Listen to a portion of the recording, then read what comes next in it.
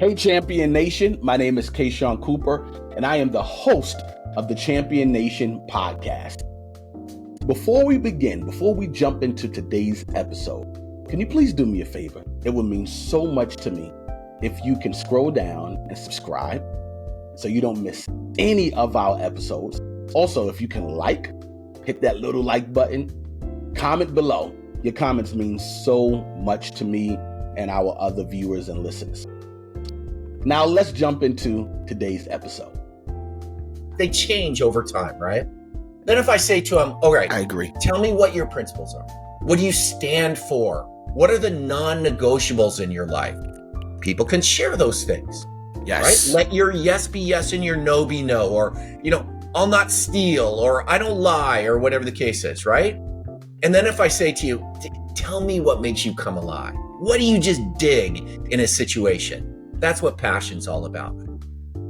What's up, Champion Nation? My name is Kashaun Cooper. I am the host of the Champion Nation podcast. Listen, these conversations are getting better and better and better as we go along. I am super excited to have my friend all the way from the West Coast to be joining the Champion Nation. You're going to see why I am excited as well.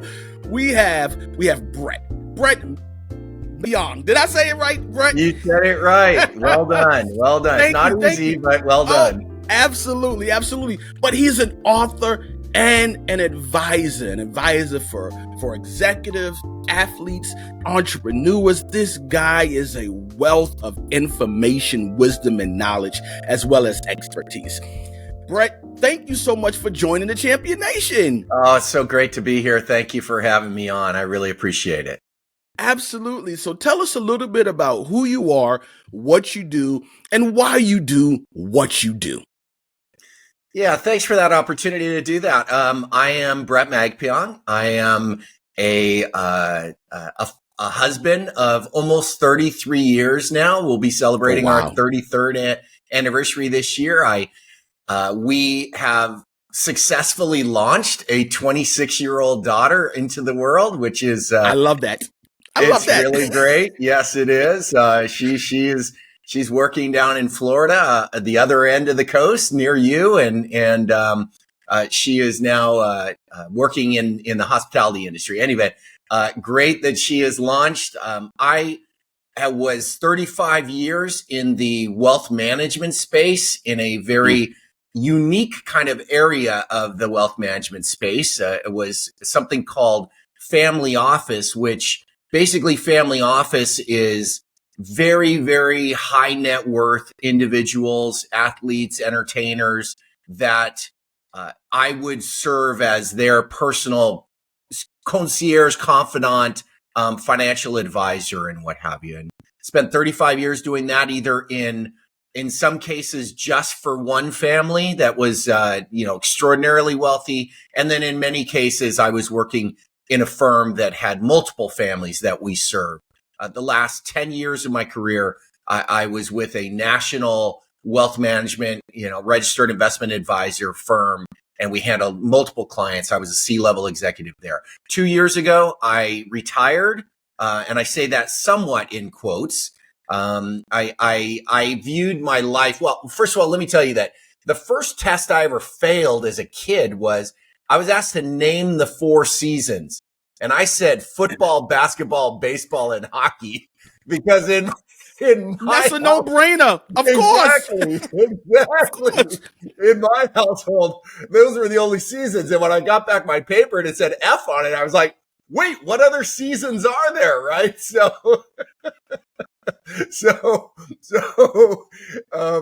athletics has played a significant component of my life. And I had read a book many years ago. It was called Halftime. And the author of this book basically talked about how, in our lives, we can view it as almost like a football game where you have the first half and the second half. And what he was suggesting was the first half is oftentimes, focused on success. Mm-hmm. And what he was encouraging people is to say, look, make sure that your halftime is that you're focusing your second half of your life on significance. So it's like from success to significance. Well, I actually looked at my life and have looked at my life almost as a hockey match, which has 3 periods to it. Mm-hmm. And I saw the first period as study, preparing myself, whether through schooling and what have you. The second part of my life or period was success. And what I mean by success is not just financial success, but, success of building a family or success of in the community or in my church community and what have you. And then the third period of my life is significance. And what significance to me means is giving back.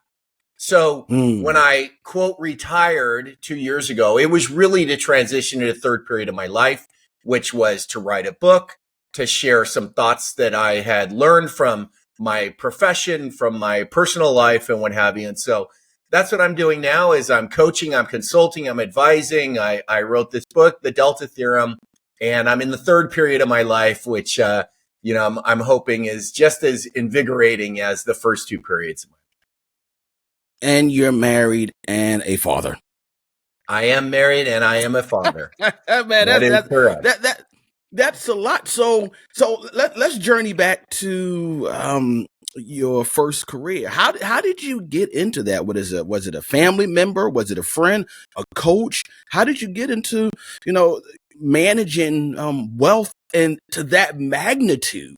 Yeah, well, I started at a very large professional services firm that had a multiple of different offerings that they offered to clients, and everything from corporate engagements to individual advising and stuff. And what happened is that in order to serve the corporations well, one of their divisions, of which I found myself in, would take care of the executives of some of those corporations, and I mean take care of them that they had substantial wealth. We would advise them on obviously their investments. We would advise them on their toys that they purchased, if you will. We advise them on their taxes, the whole gambit of different things. So that's where I landed inside of working with this, pretty much the greater than 1%ers, if you will. And inside there, I ended up with, because I'm in California and Los Angeles, especially, a number of people that were in the entertainment industry. And so that's where the entertainers and the athletes and executives, came into play. Ultimately, one of my clients started his own family office, and he asked me to come on board to help run that family office. And so that's where I went from, a firm that had multiple clients into, an individual that was just, servicing them and what happened. Wow, that's quite interesting. When you work with those type of clients, athletes, entertainers, C-level executives, did it cause you to dream? Did you say, "Oh wow, this is interesting. I wouldn't mind exploring this," or you said, "Nah, I mean, whatever. I mean, I don't care." Which way? What did you think? Yeah, look, I mean, you can't be, I couldn't find myself, and I don't think any of us can find ourselves in an environment where you're touching, the spaces of people that have been highly successful or have a lot of wealth inside of things. So for sure, there was dreams. I did not. Growing up, I grew up in a very modest kind of family and what have you. And when I was able to work with some of these folks, it kind of cut both ways, if you will. During my day, I'd be working with people that, they have tremendous amounts of wealth and what have you. And yet I'd go home to my modest, kind of environment. And it was kind of an interesting kind of dichotomy between there. Because, of course, when you're seeing it, yeah, you want to be a part of it. And then take, for instance, I already mentioned that athletics was very important to me, and working with professional athletes, frankly, was a dream come true for me because, I just enjoyed the interaction with folks. But I couldn't be a professional athlete, so it wasn't like what they were doing I could necessarily do. But being able to be exposed to that world, there was motivation inside of it and stuff. It wasn't my sole driver, though. I mean, I think that one of the things that made me successful was that I like to describe it as I was a blue collar mindset in a white collar world. That's really kind of what it was, right? A blue collar mindset where, that's how I grew up, and hard work and authenticity and that kind of stuff was a component of what I brought to the table. And I think that those kinds of characteristics, they rubbed off in terms of my advice for people. They knew that I was down to earth, that I was, going to give them the authentic thoughts around things, and ultimately led to, the success that I had in my career. I appreciate you sharing that. Let's talk about your book real quick. Well, you mentioned the title of it. Do you mind sharing it again? Yeah, it's called the Delta Theorem, and the subtitle is An Innovative Framework for Coming Fully Alive and Truly Wealthy. And that subtitle is really pretty important inside of there. Here's the deal. In working with these very successful people, I learned some pretty significant lessons from them. I learned things about, I don't know, what are some common traits that I was able to see across the board that helped them in their success. I was also able to see what wealth really was. And when I say truly wealthy, that word truly is very, very important. Here's the deal. What I found is that oftentimes my clients would ask me not just about financial wealth. They would ask me things like, what did I think that the money was going to do to their kids? Or how is it going to impact their friendships or their spousal relationship? Those are relational wealth ideas. Or they'd say something like this, gosh, I have all this capital, and yet I don't have peace of mind. That's mental wealth or spiritual wealth. Or how come time seems like it's out of control? I would think that when I get to this place, I would have more time than you could imagine. And they didn't. And that's temporal wealth, or the wealth of time, right? Or they would say something like, I have this capital, but my physical well-being is not that good. That's physical wealth. What I found was that people at that level were looking for true wealth, which was a combination of the financial, the relational, the mental, spiritual, the temporal, and the physical. And so my book is talking about not wealth management from the standpoint of financial wealth, but wealth management from the standpoint of true wealth. Those things that are all coming around that. And so the Delta Theorem is this framework that I was able to kind of come up with and think through to help people on that quest for true wealth, what I will call. It's always the thought of, I believe you have two categories. People who love money and people who hate it. People who love the people who have money and people who hate the people who have money. There's always a thing. Here's the saying: money can't buy happiness. Right? But then someone else will follow up and say, neither does being poor. Where is there a middle ground between people who are aspiring to be, wealthy or financially independent and having that peace of mind? I guess the real question I'm asking, can the two live together? Yeah, financially independent and peace of mind? Yes, I do believe that they can live together, and I saw it inside of, of my clients. Let me give you for instance of how it can live together. It requires intentionality. I mean, I talk about have with purpose, on purpose. Like that's intentionality around things. And so here's an example of that. I had a client who was larger than life, in some circles, a well-known individual. And I say this with all humility. Everything I share with you, Kashaun, is about, not me saying, look at me, who I worked with and stuff. No, I happen to be in this space. And so I was exposed and worked with some of these folks. This gentleman was larger than life. And, we were investing sums of money that were going to be multiple generations down the road for him. Just that's what his success had brought him. His success also was built on the fact that he was an intimidating individual, very intimidating. He had a 15-year-old son. Okay. Mm-hmm. And that 15-year-old son, I'm sure, knew just as how intimidating his father was as all the rest of us did. So I went to him and I said, listen, we're doing all the wealth management. Your son, he's at this stage like we all were at some point of like asking the question, am I the real deal? Do I have what it takes? Right. At 15 years old, that's usually the question that's going on, right? Absolutely. Am I the real deal? Do I have what it takes?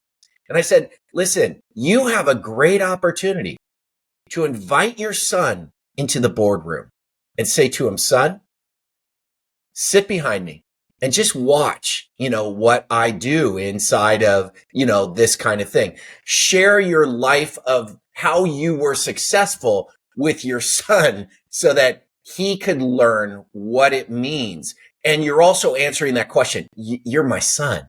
You're my beloved son, right? You have what it takes, and I'm inviting you into my world. That's what I'm talking about, like this awareness and this purpose and this balance between, he was in that boardroom, in a beautiful boardroom, which was all the makings of the financial aspect of stuff. But there was purpose behind the peace of mind that he had with his son, right? That blending of those two things together is critically important. All too often, I found that people were focused on just the one area of wealth, the financial. And when they achieved it, it just never was enough. It just never was enough. And so that purposeful, intentional balancing of all these aspects of wealth, I think is really, very, very critical. But look, I talk about in the book another concept here, and that is just the very essence of Maslow's hierarchy of needs. And if you're familiar with it, it's like, at the base level is just food and security, right? Food and security. And you and I could sit here on a podcast and talk about wealth and finance and that kind of stuff and purpose and with purpose, on purpose. And it could be almost cruel to have that conversation with somebody who can't even put food on the table. It's like, purpose. Wow. What are you even talking about, purpose? I'm just trying to survive here. So I think that understanding and us, relating with people around circumstances and what have you, inside of, let's say, Maslow's hierarchy of needs, as they move up the hierarchy of needs, then things like a discussion of purpose, becomes more, not meaningful. It's always meaningful, but it becomes more relevant, if you will, to the circumstances that are. And if we're not sensitive to a person's situation, it can be almost cruel to have a conversation like we're having. I mean, yes, motivation for people, but it's still tough. And I will agree with you, but let me offer this POV to you, Bret. What if someone is barely making it? We had someone on the show not too long ago where they were going through their coaching. They were going a career pivot, and this person didn't have even enough money to eat. Yeah. I mean, it was just a dire situation. But when you're going through those dire situations, and I don't know if you've ever been touched by it, I've been touched by it personally, but don't you think talking about a sense of purpose is that glimmer of hope you need when your belly is grumbling or you're evicted or sleeping in the car or whatever it may be? Don't you think talking about purpose should be spoken about at that level? For sure. Don't get me wrong. I'm not suggesting that for that person, purpose doesn't matter or it shouldn't matter or anything like that. Yes, by all means, it is. What I'm talking about is just our interaction with that person and the sensitivity inside of that. Look, my book, The Delta Theorem, is actually, this is what it is. My publisher said, wait, don't use that title, The Delta Theorem. What? People are going to think this is like a calculus book or something like that. Yeah. But here's why it is called the Delta Theorem, because the Delta Theorem itself is a math equation that has nothing to do with math. But let me tell you what it is. The math equation looks like this. And you're going to just go with me. I'll go through it slowly. Alpha over P cubed by EF squared equals delta. That's the equation. So when you look at it, it looks like a math equation, but here's what it means. Alpha is the first letter in the Greek alphabet. Yes. And in the Delta Theorem framework, it's intended to say this is somebody's primary purpose, their one thing, their first reason for being, what the Japanese call ikigai, reason for being.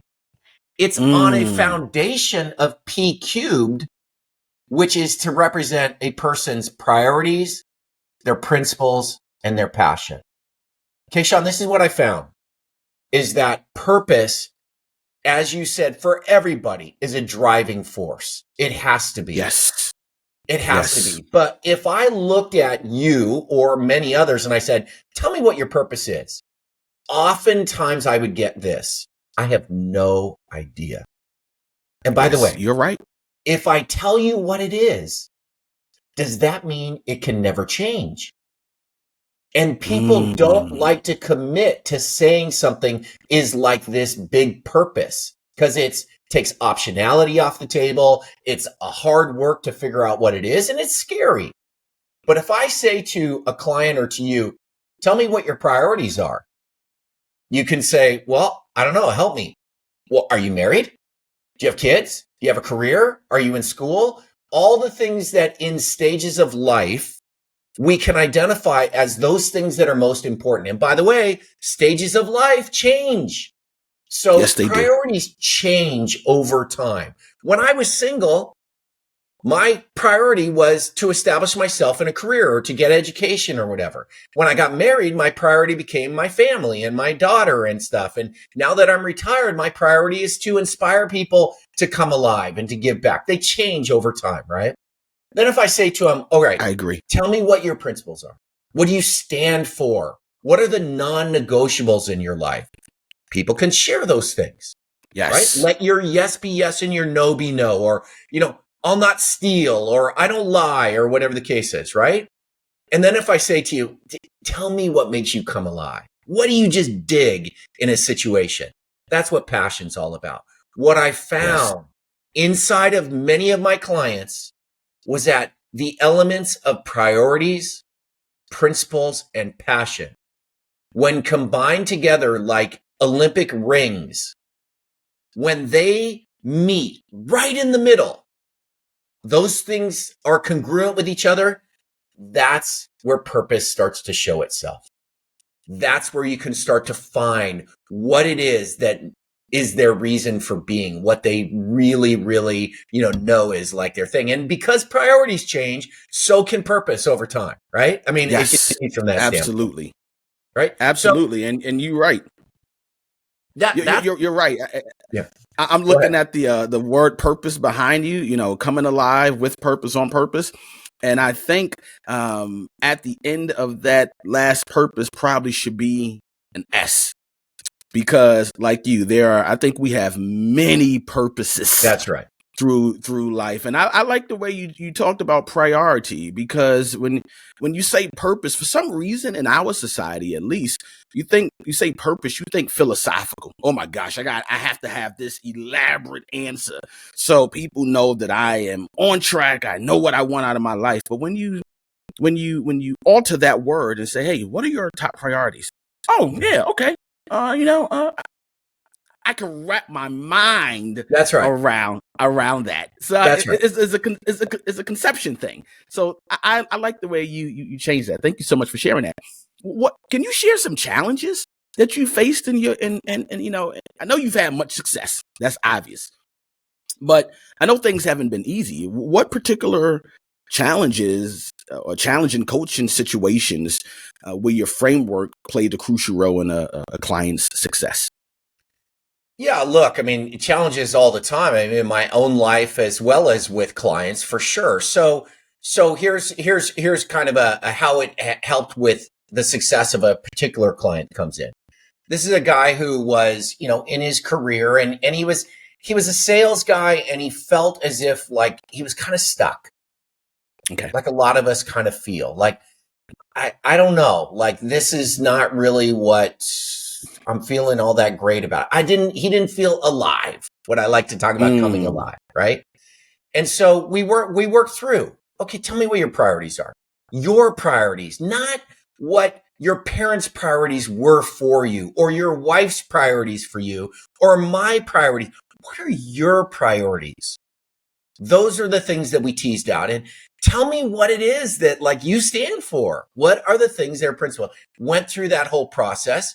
And ultimately, he was able to identify what he felt like at this point in time was a powerful why for him. That's purpose, right? The powerful why, that thing that he could get up and made him want to get out of the car. Like you described somebody before that's living in the car, and him, it was living in this dead end job. Wow. And so it helped him inside there. But here's the thing. The Delta Theorem, as I said, is by E. So it's alpha over P cubed by E. And by means multiplied by effort.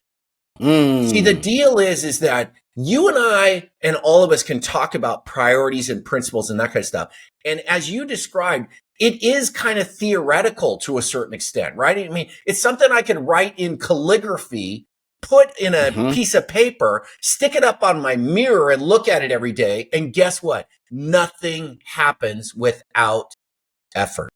Wow. And so my coaching was, okay, now we know what your purpose is that you've identified for now. What are you going to do about it? What are you going to do to activate that? And inside my coaching, I say, you have 3 things you need to do, which is one thing. You need to show up, you need to engage, and you need to do the work. Those 3 things. Show up means that you are literally there and presenting yourself in situations. Engage means that you are involved in what you're doing and you got to do the work, right? And so that's what happened. But then the last part of the Delta Theorem is F squared. Because, Kashaun, what I found was that whenever you make effort, you risk. And when you risk that failure is right around the corner. Oh, so absolutely. F stands for failure. But this is the only place where math is in this whole thing. F squared is, we usually look at failure as a negative. But when you square a negative in math, which is minus times a minus, it turns into a plus. Oh, God, it does. And so the concept here is, how do we square up our failures so that we can learn from them? That is a critical component of like how we live. So purpose, which is identified through priorities, principles, and passion, supercharged by effort and the learning that comes from failure, all that equals delta, which is a symbol for change, for impact, for making a difference. What happened in my client's life is that when he identified these things and then we put together a plan, that plan said, dust off your resume, clean it up a little bit, engage with people in your industry and that kind of stuff. And ultimately he landed an opportunity to interview with a different company that was more exciting and more entrepreneurial, because he identified that entrepreneurship for him was very important. And he landed that position, and ultimately he moved and found himself in a situation that he didn't feel like it was a dead end. He still had to show up, engage, and do the work. Yes. But he was in a different place than he was there. That was all part of this framework of coaching him on how to move forward and make an impact, have a difference, come alive in his own life. And so that's how I have applied this. Oh, I appreciate you sharing that. I do want to touch on something, the environment. that your client was in, if you don't mind touching on the importance of environment. It was the same guy who had the same set of skills, different environment. He came alive. Yeah. Can you touch on the power of environment? Oh, yeah. Look, I mean, environment is critical, as you just identified, right? I mean, the environment that he was in his dead end job was one that entrepreneurship within an organization was frowned upon, and he knew it. Innovation and those kinds of things were just no. Yeah, like, you know what the manual says. Here's what you do. You know what the policies are. Here's what you do. And he just felt dead inside there, as opposed to his new place, which was more of that startup mode, entrepreneurship, encouraging people to break things. It just helped him to like fit into what he wanted to do. Now, look, that was his powerful why, entrepreneurship, right?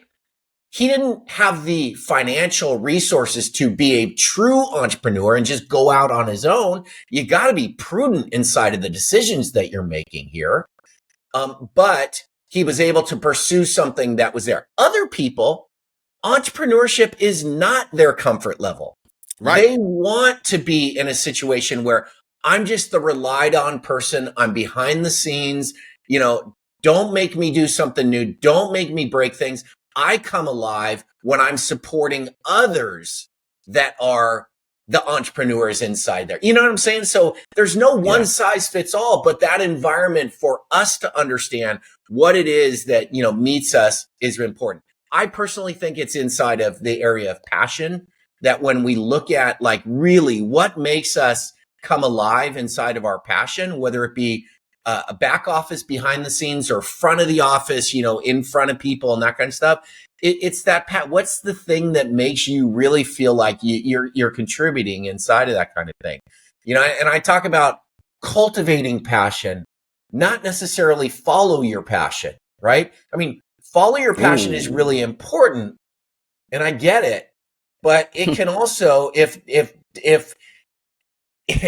it can also be used the wrong way, but cultivating your passion, that is where I believe, is where it's at for myself and for clients and others.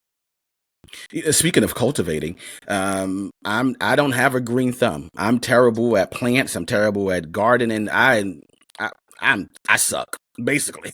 I'm just not good with that stuff at all. But I do recognize the principle of cultivating and nurturing. When you're planting, you have to make sure the soil is right. You got to keep an eye on the weeds. You got to do all of that those different things to make sure that your crop is taken care of. So what methods do you use, or would you advise or suggest that one would use to cultivate that passion? It really starts with awareness of your situation. I believe that is the hoe, if you will, of like how you till the soil. Yes. Here's what I mean by that. In my career, I found myself in working with these clients around the technical skills that had to do with, finance or taxes or laws or those kinds of things. I didn't, that was not necessarily my passion. I didn't think I want to be a, advisor of investments and what have you. Here's what I found is that suddenly, as I was in my career a little bit, I had a few people who reported to me, and I dug encouraging them. I dug it. And so what I did is that then I would read books on leadership, and I would be aware that inside of this technical area of the product that we provided, wealth management, I found myself in a position where I could lead others and inspire them to come alive for themselves. And so the cultivation component of it was first recognizing that component in that environment, allowed me the opportunity to do what I really, really enjoy, which was to inspire others. And then the cultivation is, hey, you don't know all there is about this stuff. Go learn things. Listen to podcasts. Go and hear people speaking. Wow. Read books. These are all free mentorship to us. It's all free mentorship. So take that thing and then learn what works, what doesn't work. Try it yourself. See what happens. And I was finding myself having fun with that, right? I mean, some things worked, some things didn't work. Wow. All in the environment of the product of wealth management. You never think that like, oh, well, you had passion to be a wealth manager. No. What I had was I had passion to inspire my clients and the people who worked for me to come alive. That's what it really made me. So that's where I'd say the cultivation kind of component of stuff is. And listen, it's show up, engage, and do the work. That's where cultivation is. There you go. Do you know what I'm saying? Engage and do the work. Yes. It just doesn't show. It doesn't just happen for us. You got to put in the work to be able to do these things. So, that's the cultivation that I see. Yeah. It's crazy. A few years ago, I got into an elevator. I was distracted, got into an elevator. I was on my phone. And then, a few moments later, I'm looking around. I'm like, why isn't the elevator moving? I forgot to push the button. I mean, how many of us in life forget to push the button? Oh, listen. Right? Yeah. I showed up, I engaged, I walked in, but I didn't do the work. You didn't do the final piece. You didn't do the work. I didn't do the work. I didn't push the button. That's when it comes to your clients and helping them to achieve their purpose, what are some of the challenges that people face when trying to align their personal and professional goals?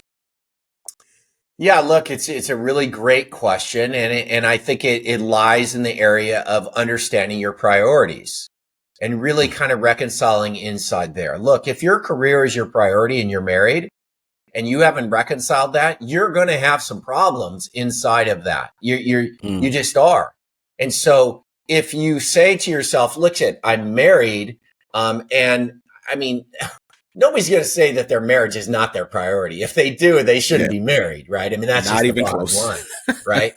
But oftentimes what has happened, and I saw, and even lived in my own life, is that I didn't communicate with my wife. My wife was important, but I didn't communicate with her around like the importance of this particular meeting that was going to impede upon, kind of our relationship in terms of me being home for dinner or something like that. And that's where the conflict, oftentimes came in, was that there was not a coordination of our priorities.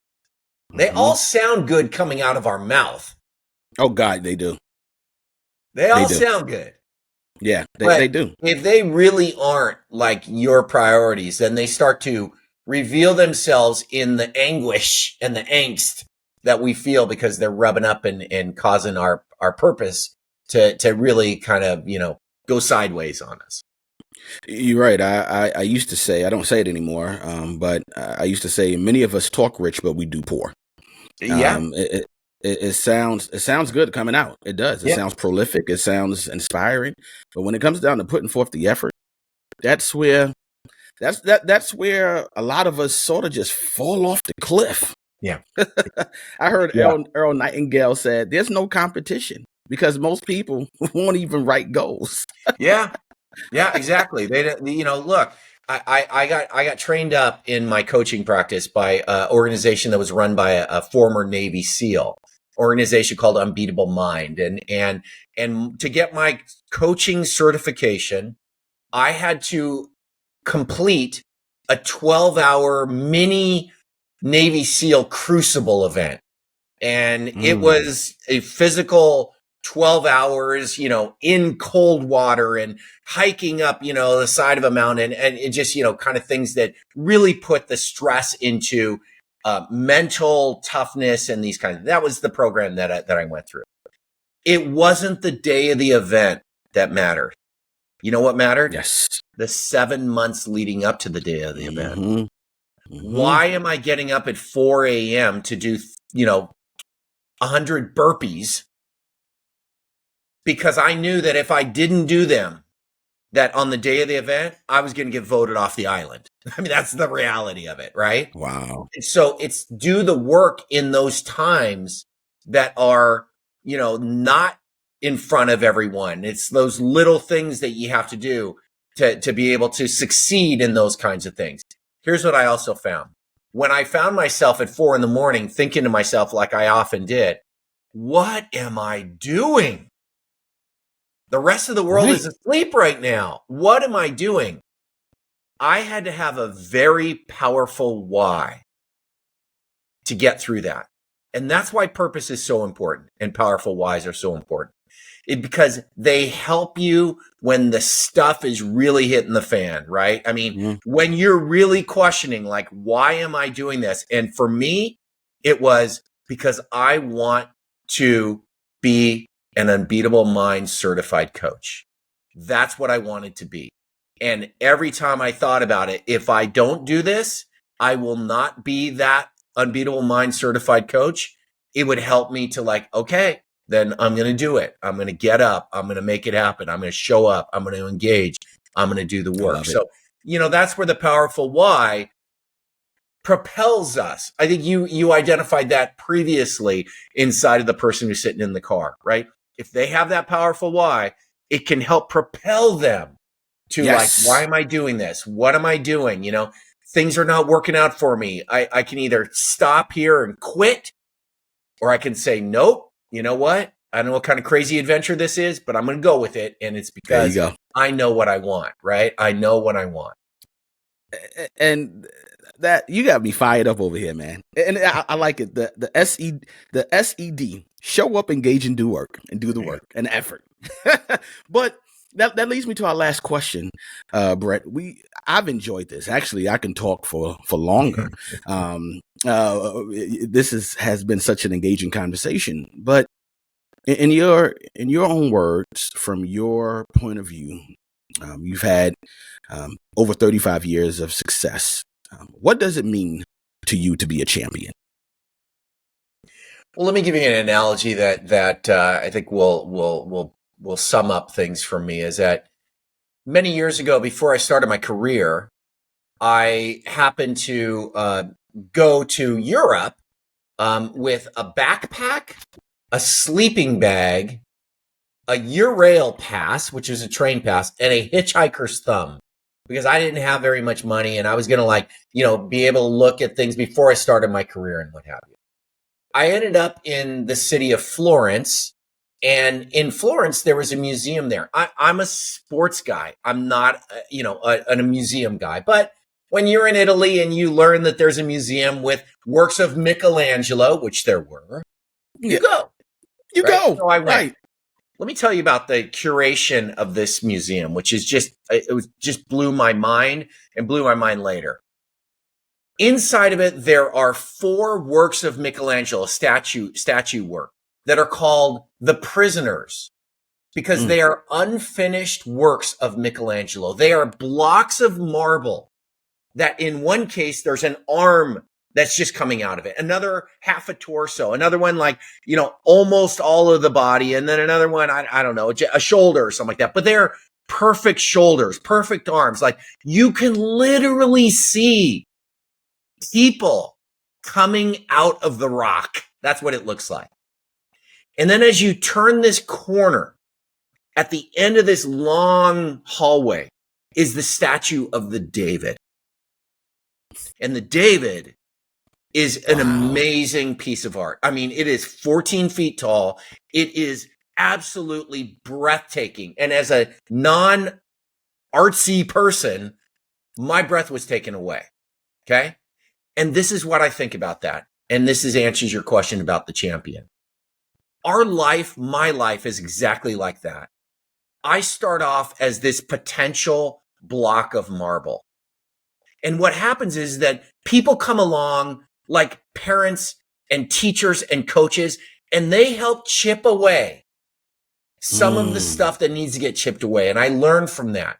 And I start to come alive a little bit, right? And I start to to break free of the mold until such time that I'm fully broken free and the glory of me, and I mean that in a humble way, like what we bring to the table, how we make people, because they're around you, feel like, wow, I want a part of that our David happens. That's what I think about, when I'm talking about a champion. It is living in that space that we know for ourselves is what we are made for, what we're made to do. At this stage in my life, I feel like inspiring people to come alive, whether it be a salesman that's stuck in a dead-end job, or my daughter who's trying to figure out her way in life, or, a very wealthy individual that feels like they're not really truly wealthy, that inspiring them to come alive is me being the champion that I've been kind of like crafted to be. That's what I think about when I think of like what it is to be a champion. It is that David. All of us have our David, don't we? Don't we all have our David? We do. And aren't we all uniquely kind of that? That's what I'm talking about when I'm talking about, coming fully alive and truly wealthy. Man, you gave me goosebumps, man. I just started picturing. I told my wife yesterday, actually, I said, babe, hey, we got to go to Italy this year, man. We got to get to Italy. I got to get there. And when you just said that, I almost started weeping. I'm like, oh God, that's amazing. You're right. At the prisoners, we are blocks. Yep. And then when you turn the corner, right around the corner from fear, right around the corner from doubt, right around the corner from obstacles, right around the corner, bam. That's the you. There you go. Right there. There you are. Hey, that's right. Brett, excuse me. This has been a great conversation, my brother. It really has been. Where could our listeners and viewers connect with you? Yeah, I made it very easy. I created a single page landing page called connectwithbret.com, and it's connect with BRET, 1T.com, all one. And what that landing page is it provides, other links to a website. It provides links to coach offerings, my email, access to my book on Amazon, all various things that make it very easy for people. So connectwithbret.com, and they can see all that they need to see about how to get in touch with them. Right. This has been an amazing conversation. Hey, Champion Nation. 3 things. Show up, engage, do the work. Don't be like me. Don't get on the elevator and get distracted by obstacles, fear, and doubt and forget to push the button, because guess what? You're never going to go up. Champion Nation, you know what? I forgot. Don't forget to like, subscribe, share, and comment. Hit the little bell. Have a wonderful week, Champion Nation. Take care.